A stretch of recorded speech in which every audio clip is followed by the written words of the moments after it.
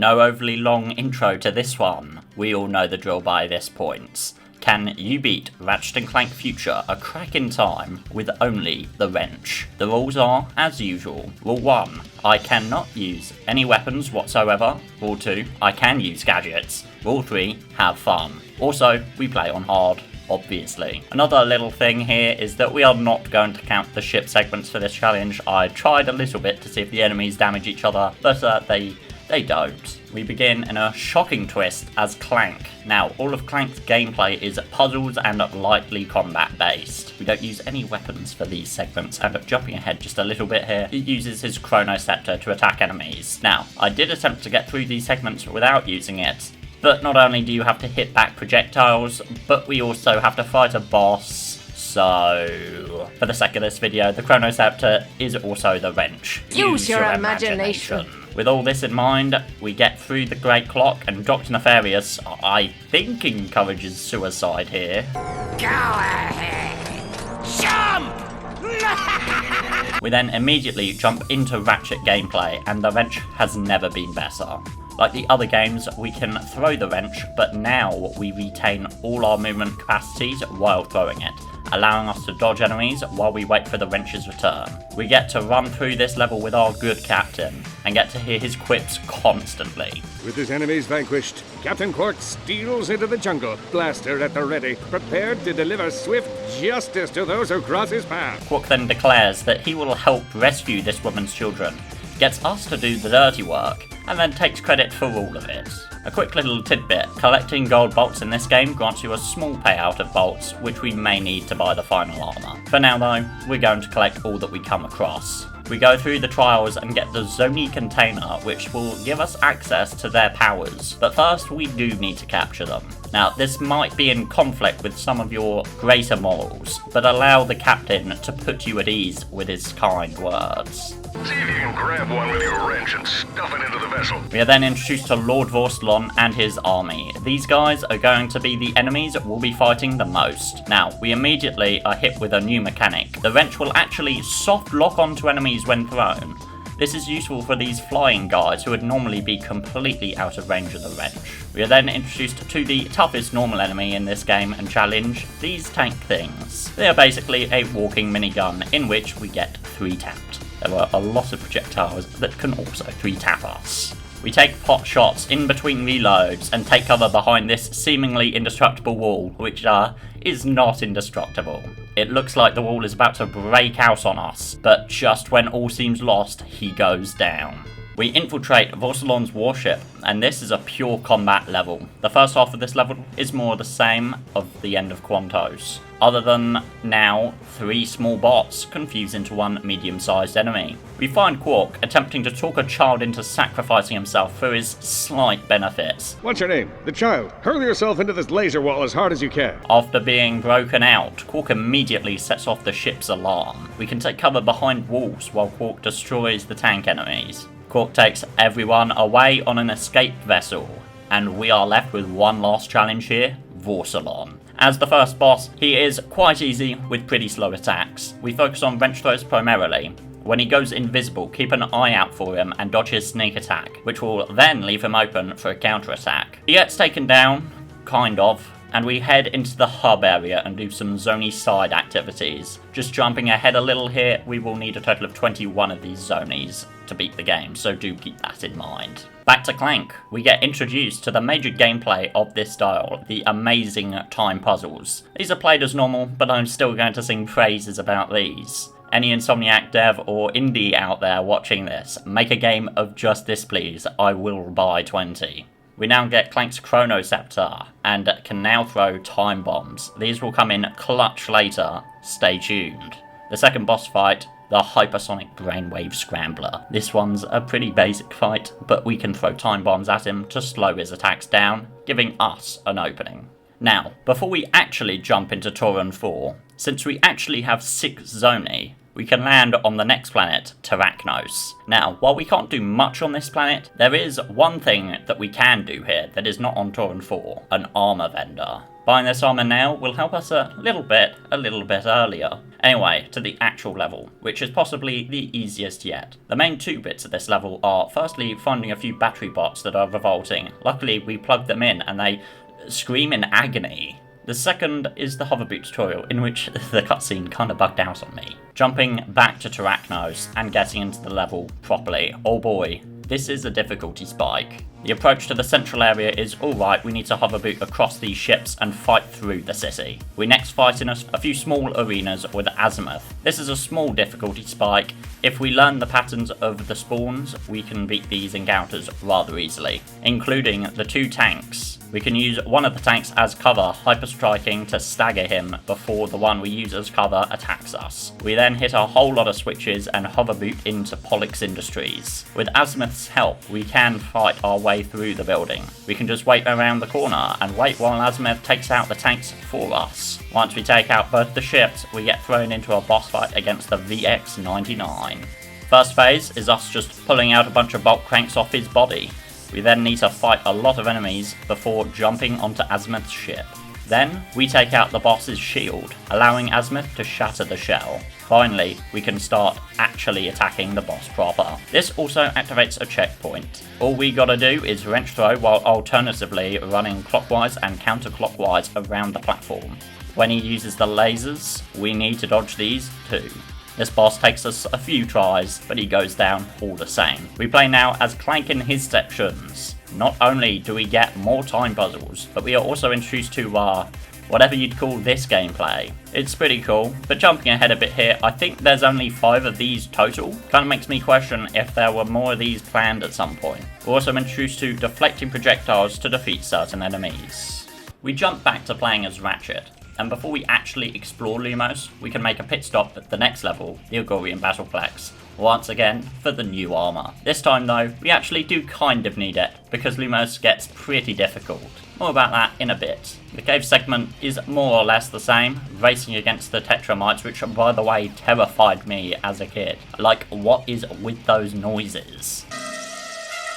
We then have to go around the map defeating the Agorian leaders with Azimuth. We don't actually have to do anything else though, so we can just race across the map and defeat the big guys. 2 Hydra tanks drop in, and we need to take them out with the help of Azimuth in the sky. However, he does miss quite often. We now have a forced turret section on us. There is unfortunately nothing we can do about this, so we have to suck it up. After all of this, the final segment in the mines has no combat, and we move on swiftly to the next level.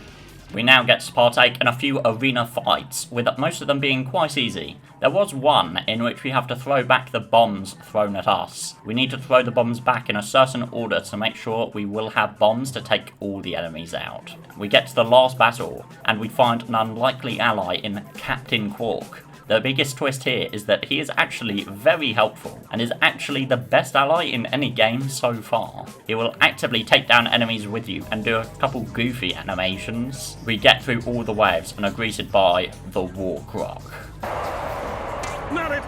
After all that praise, Quark will do nothing and let us do all the work here. The boss is actually quite easy though, and Quark makes his exit. Apologies for the intermission, but if you've been enjoying this video, please consider liking, subscribing, and sharing to a friend who would enjoy this challenge too. It really does help boost the channel to more people and will allow me to continue doing these kinds of videos and challenges. If you really want to go above and beyond, you can also buy a channel membership with perks that include early access to these videos and voting on the next challenge I do.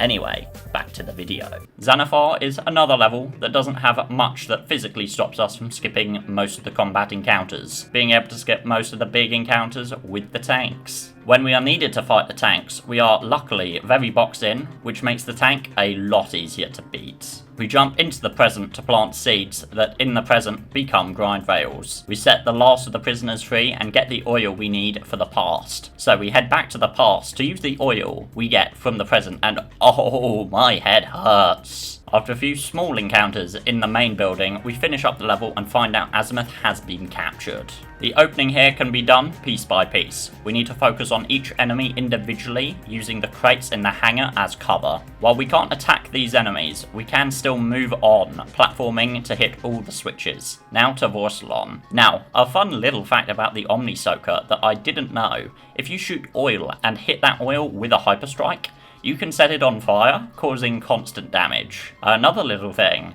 is that when Vorselon turns invisible, we can track where he goes, and when he performs a melee hit, it will set the oil on fire too. We then free Azimuth and fight our way back to the ship. We luckily do not have to remain in this turret and can exit it. We defeat these few enemies using wrench throws, with the wrench locking onto the airborne enemies. The rest of the enemies will spawn in and we defeat wave after wave of them. The final real Clank section, which is more of the same, but first we get the gold belt at the beginning. A few time puzzles and a few enemies before we open the door to the Great Clock. Something Nefarious was trying to get into for years. And we just push a button and the door opens.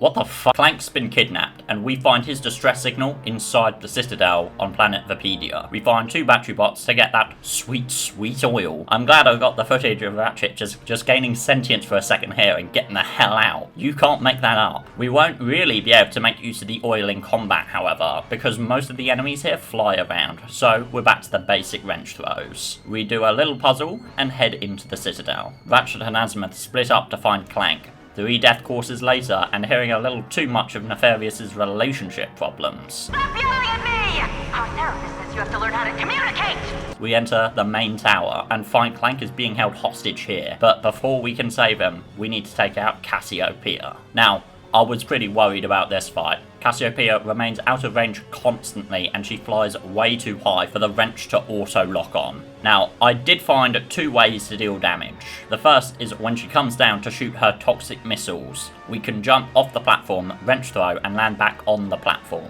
We do need to make sure we don't remain in the same area for too long, as the toxins will deal passive damage to us. The second is after she overheats her minigun, she will fly low and fix it, giving us a big opening to deal a lot of free damage. Now, 2 big problems with this strategy. It not only takes a good while of pretty good play, but RPCS3 kept crashing after 10 minutes in this fight. I think it's something to do with the particle effects or something, but I counted 3 times when we got her to the final few hits and the emulator just crashed. God keeps my program from crashing just long enough to defeat Cassiopeia and reunite with Clank, and we head back to space. Now, the first segment of this level can more or less be skipped. There's nothing actually blocking us from just hover boosting throughout these encounters, and I would at the very least recommend doing so for the final bit, where we have to fight 2 tanks and 2 ships at the same time. We end up just outside the station, where we meet Captain Quat, Nurse Shannon.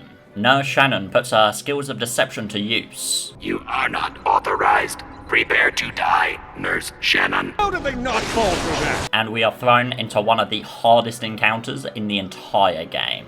The rest of this level is room-to-room combat, locking the doors behind us. Now, to better get through this, we can actually use Clank's time bombs in combat. There isn't much to really say about this, as it's just a huge number of enemies. Luckily, the tanks do tend to focus on Quark, allowing us to beat them a little easier. The final encounter is against 4 tanks at once. We can use the tank we focus on as cover, using time bombs to stop the tank we are focused on from shooting at us. Take each one down slowly, and it will all be over. We become Nefarious for a short period of time and destroy his fleet. The real Nefarious finds us and throws us into space on a rock.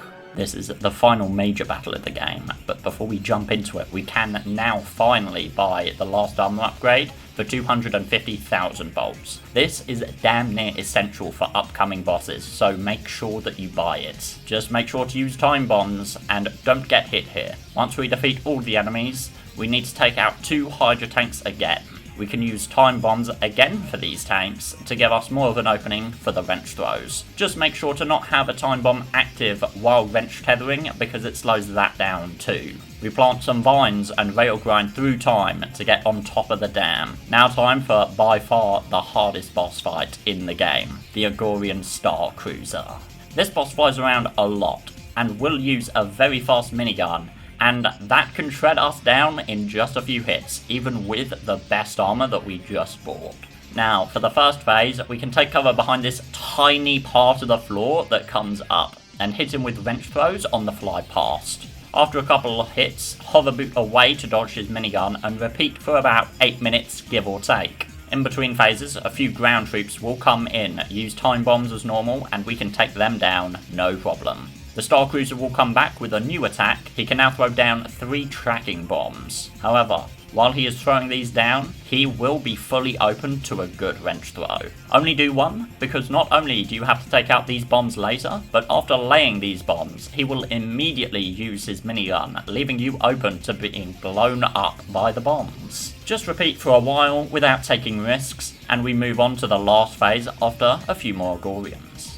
Now, for the final and toughest phase. He will be almost always using his minigun unless he's laying down his bombs. We want to use the hover boots to dodge all his bullets and wrench throw when he's open. Do not take any risks in this part of the fight. If you die, you need to get through all 30 minutes of this fight again. We travel back to the present, enslave yet more battery bots, and fly back to fight Nefarious. Most of the revisit here can actually be skipped, as again, there's nothing to physically stop us. We jump into the Nefarious boss fight. Now, actually hitting Nefarious is quite a challenge. We need to again jump off the platform, throw the wrench, and land back on the platform. Now, for a good opening, we can throw a time bomb while Nefarious is throwing his shockwave bombs at us. The time bomb will not only slow down the entire shockwave, but Nefarious throwing them, giving us double the window to attack. Now, the first half of this fight is actually pretty easy, due to the checkpoints present here. In between phases, we need to not only take out a few small enemies,